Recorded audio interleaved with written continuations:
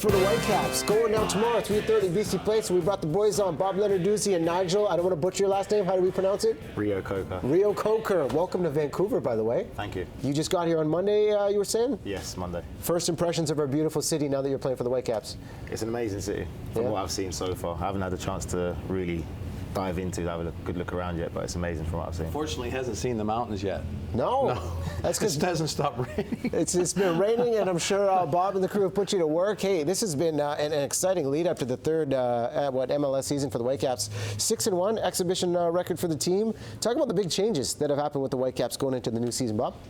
Well, obviously Nigel is the latest addition, and we're excited to have him here. And that aside from his playing ability, I think we felt we were lacking in leadership, and certainly with Nigel's pedigree and the fact that he's been a captain at the Premiership clubs that he's been at, that should really reinforce that side of the club. And we brought in Daigo Kobayashi, not the hot dog eting champion. Okay, that's a good clarification. But he is someone that we think can provide the playmaking in the middle of the park for us, and ideally get the ball in behind the opposition defenses. And Nigel, we're watching you shine right here. You played many games in the English Premier League. Now you're coming over to the MLS. What's the big adjustment in terms of quality of player on the pitch? I'll probably say, the Premiership is very competitive. All European leagues are very competitive.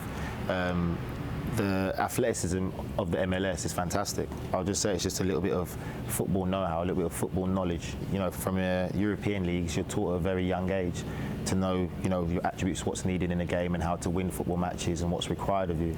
And that's something that's lacking, in the MLS system as the younger kids have to go through college and university. So it's a different transition at a very important age of learning and developing in the game. Developing the skill set is one thing, but then finding the right chemistry. And I know in training camp with new pieces to the puzzle now in play, how difficult is that, Bob? Because there were a lot of key changes with the team last year to make this team work and succeed. Well, I think we were honest in the off-season and said that we probably tinkered too much with the good thing. We had a good start to last year. Halfway through the season, we were within distance of the top teams in MLS, and we were, I think, being a little bit greedy then and thought, okay, let's really try to upgrade the squad and go for it, and in fact it backfired on us. And so that chemistry in the changing room is huge, and a guy like Nigel would be able to tell you that he's probably been at clubs where you've got a lot of good players, but you don't have a good chemistry.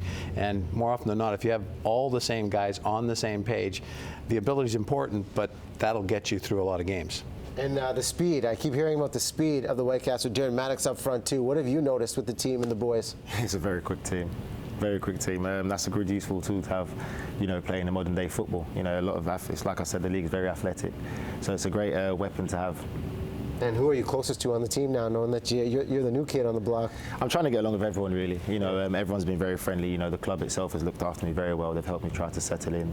And I'm trying to make friends with everyone. And, we've got so many different nationalities. And my way of squeezing in is making fun of them and trying to speak in their native tongue. So, yeah. Yeah. You got any impressions of the boys you want to throw?